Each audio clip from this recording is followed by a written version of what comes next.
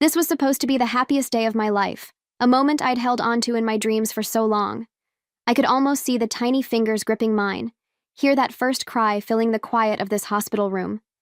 Lying here in this white bed, with the soft hum of monitors and the sterile smell of antiseptic, my heart was a confusing mix of excitement and fear.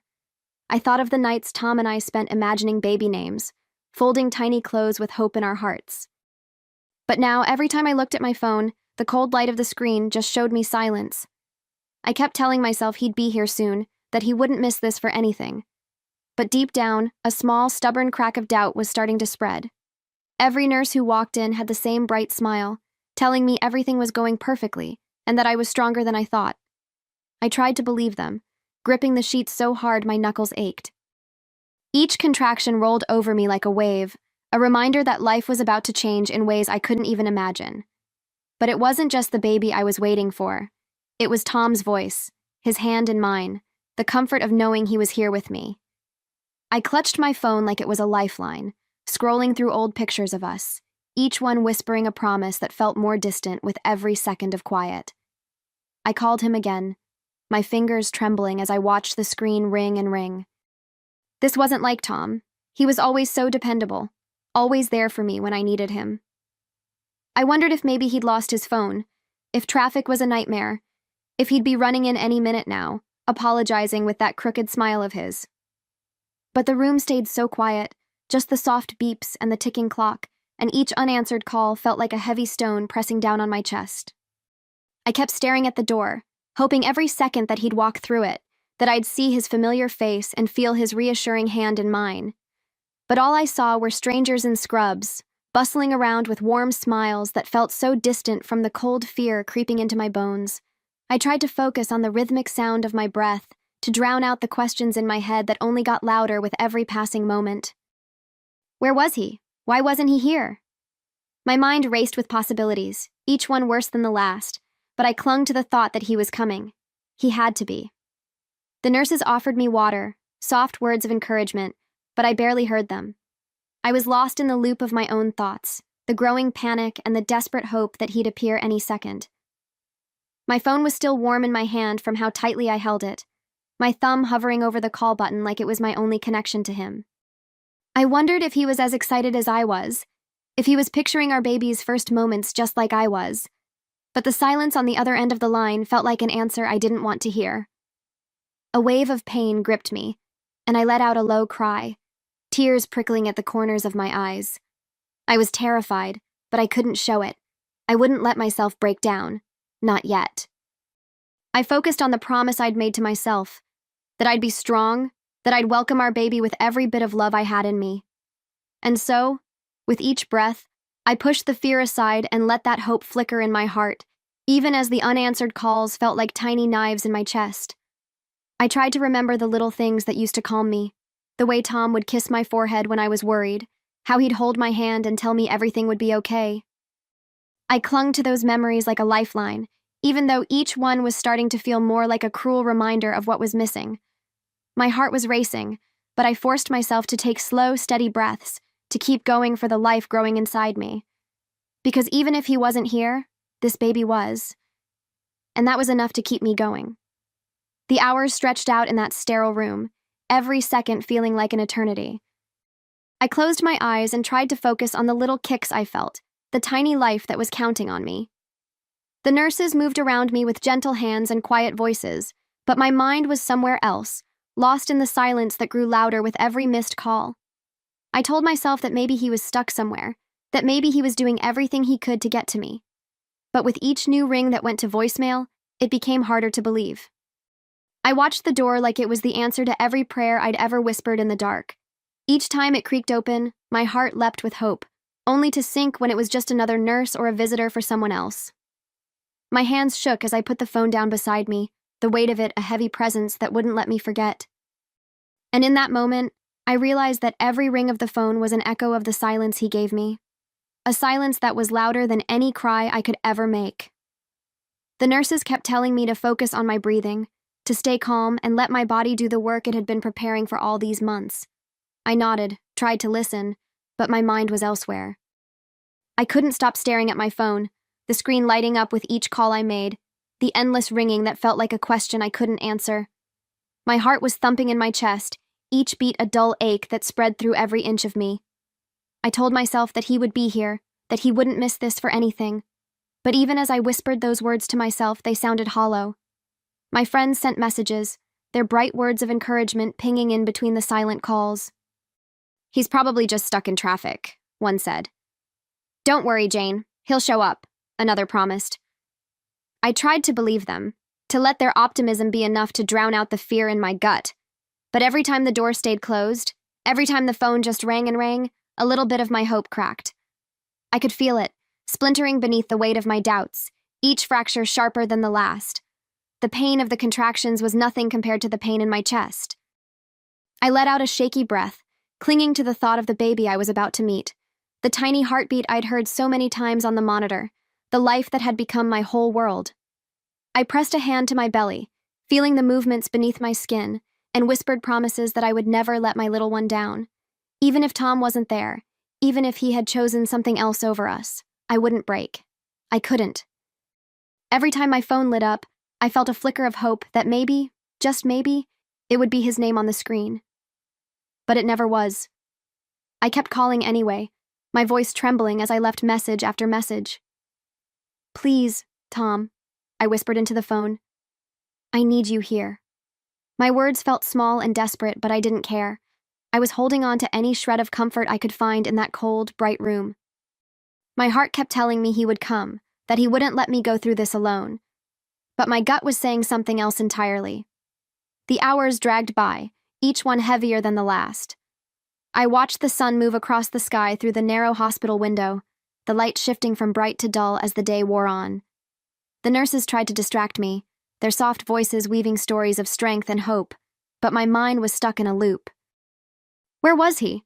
What could possibly be more important than this moment? The thought of him with someone else, laughing or talking like everything was fine, made me feel like I was suffocating. A wave of pain washed over me, and I gritted my teeth, trying not to cry out.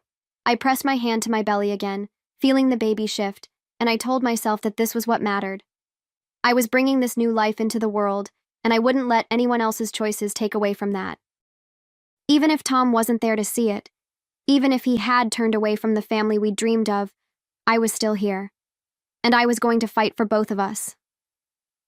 The nurses tried to soothe me, their gentle voices telling me to focus on the baby, to let the rest of the world fade away.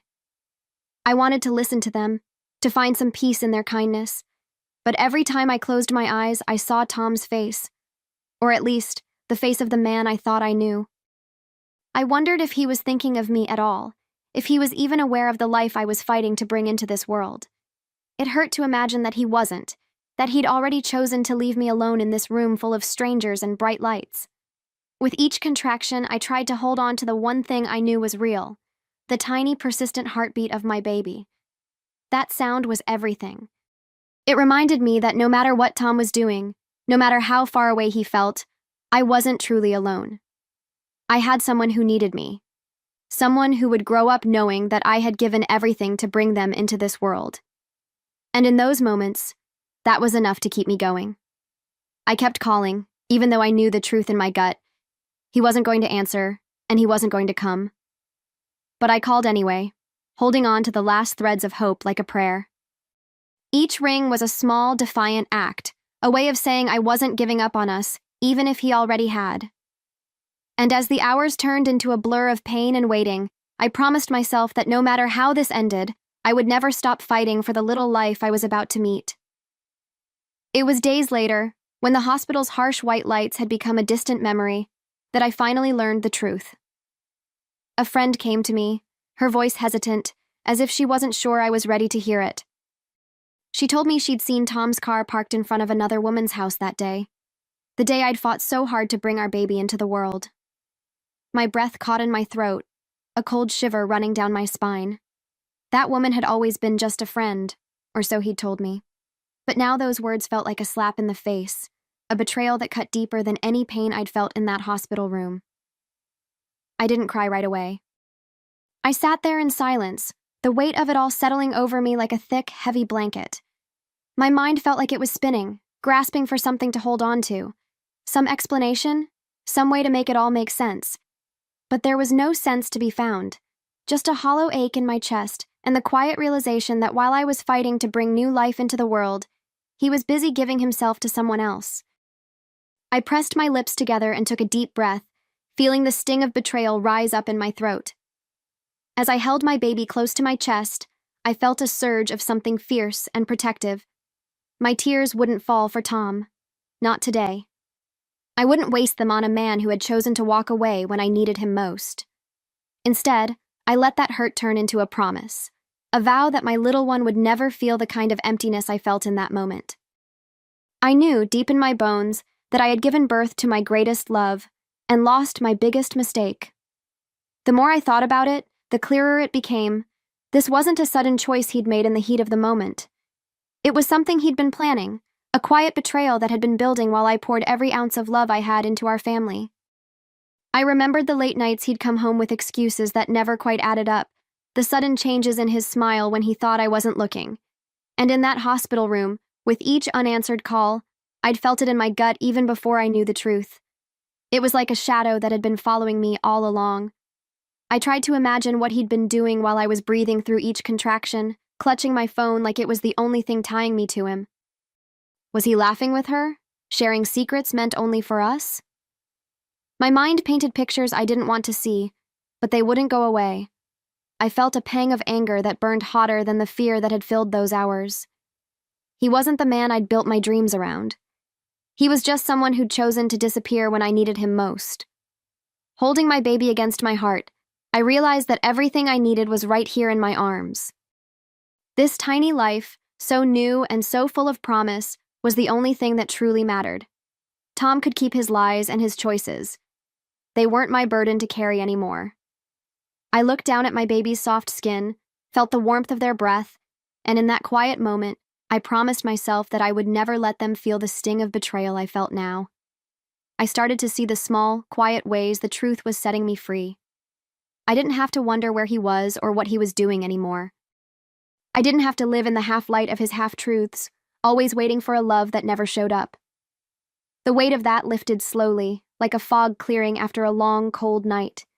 And as I held my baby in my arms, I felt something shift deep inside me, a quiet resolve taking the place of all the tears I hadn't shed.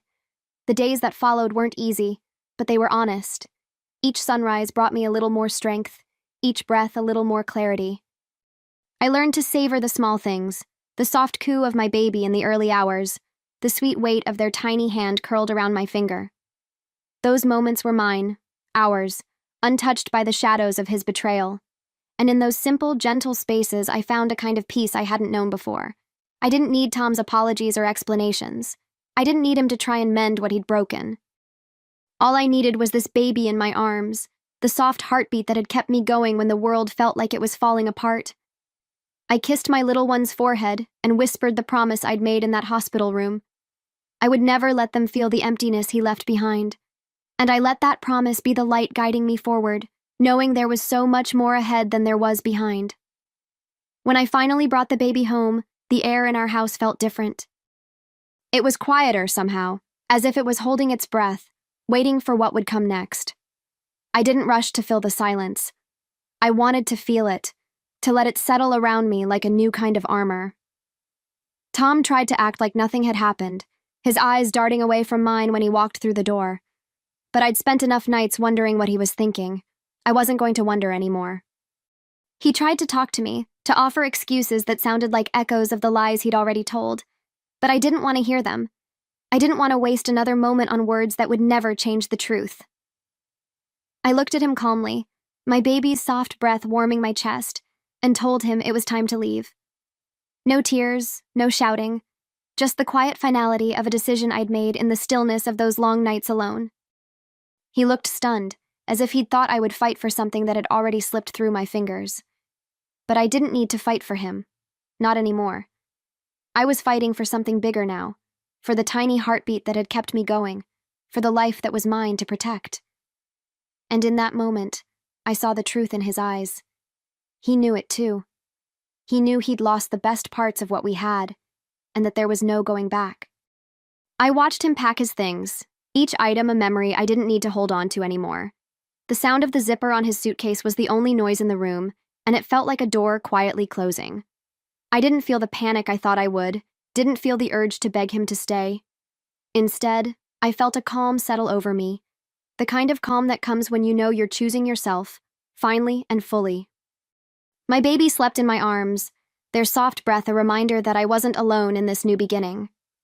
He tried to offer me a smile, one of those half-hearted ones he'd used when he wanted to smooth over the cracks, but it didn't touch me anymore. I looked at him and saw not the man I'd once loved, but the choices he'd made, and the space he'd left behind. I didn't need to fill that space with apologies or promises. I was done giving my heart to someone who couldn't be bothered to show up when it mattered most. After he left, I met with a lawyer. It wasn't about revenge or anger, it was about protecting what was mine, about making sure my baby and I would have a future free from the shadows of his absence. I wanted every piece of paper to say what I already knew in my heart, that we didn't need him to be whole. I walked out of that office with my head held high, a quiet strength in every step I took. The house felt lighter after he was gone, like I'd opened every window and let a fresh wind sweep through. I moved through the rooms with a sense of purpose I hadn't felt in months, each quiet space a promise of what was still possible. The nursery was filled with the soft coos of my baby, and in those gentle sounds, I heard a future that was entirely mine to build. There was no more waiting for the door to open, no more listening for footsteps that would never come. Just me, and the baby I'd fought so hard to bring into this world.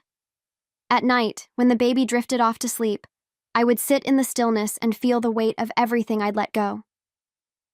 There were moments when the ache of what I'd lost would rise up, but even that felt softer now, like an old bruise fading with time. I'd trace my baby's tiny fingers and whisper the same promise over and over.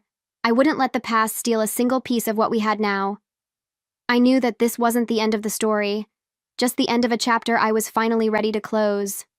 There would still be days when I missed what I thought we had, nights when the silence felt heavier than I wanted it to. But I also knew there would be laughter and light, and the fierce, unbreakable bond between me and my child. And in that quiet, steady promise, I felt stronger than I ever had before. Mornings became my favorite part of the day. There was something about the quiet light spilling through the curtains, the soft weight of my baby in my arms, that made me feel like I'd found a new kind of peace. Each day started with small, steady routines, warm bottles, sleepy smiles, tiny fingers reaching for me. In those quiet moments, I felt a kind of wholeness I hadn't known was possible. It wasn't the life I'd pictured, but it was real, and it was enough. I learned to laugh again, really laugh, in the little things. My baby's giggles, the way their eyes lit up when they saw me, the messy joy of bath time and bedtime stories. Those moments were simple, but they were everything. They filled up the spaces in my heart that had felt so empty just weeks before. And slowly, I started to see that the future I was building wasn't about who wasn't there. It was about who was. I didn't need to look back anymore. The memories of Tom and the life we'd shared felt like a distant echo, a story that didn't belong to me now. What mattered was this, the soft warmth of my baby's breath, the quiet strength I felt every time I held them close. I'd spent so long wondering if I was enough on my own, and now I knew the answer. I was more than enough, for me, and for the tiny heart I'd brought into the world. The days blended together in a rhythm that felt comforting, like a gentle wave that carried me forward. There were still moments of doubt, of course, times when I'd catch myself wondering how I'd ended up here, doing this all on my own. But every time I felt that flicker of fear, I'd look at my baby's face and remember that I wasn't really alone. In their bright eyes and tiny hands, I found the courage to keep moving, one small step at a time. I let myself lean into the little victories. The first time my baby smiled up at me with sleepy contentment, the way they'd curl their hand around my finger like they never wanted to let go. Those moments were like small treasures I gathered up each day, reminders that this new life I'd built was stronger and more beautiful than I could have imagined. And in those moments, I felt the power of choosing to let go of what didn't serve us anymore. Family and friends rallied around me, their warmth a safety net that caught me whenever the weight of it all threatened to pull me down. Late-night check-ins, quiet cups of tea, the reassuring squeeze of a hand when I needed it most. Those small gestures made all the difference. They showed me that while I might be walking a new path, I didn't have to walk it alone. I stood at the window one morning, the soft light catching in my baby's hair as they dozed in my arms. I whispered to them that they were my everything, the best part of every day, and that nothing, no betrayal, no heartbreak, could ever change that. Their gentle breathing was all the answer I needed, a quiet promise that we were enough for each other. I felt something settle deep inside me in that moment, a certainty that I hadn't just survived. I'd started to truly live again. I didn't think about Tom much anymore. If he was just a memory, then that was exactly where he belonged, in the past. The future was here, wrapped in the warmth of my baby's smile and the soft glow of hope that never stopped flickering in my heart. Each day was a chance to build something new, something that was ours alone. And I found a quiet joy in that, a peace that came from knowing I'd chosen the life that was right for me. In those quiet mornings, with my baby's head resting on my shoulder and the world outside just waking up, I realized I'd given birth to so much more than a child. I'd given birth to a new version of myself, one who was brave and tender, strong and hopeful. And as I rocked my baby and whispered promises of forever, I knew that we were both exactly where we were meant to be.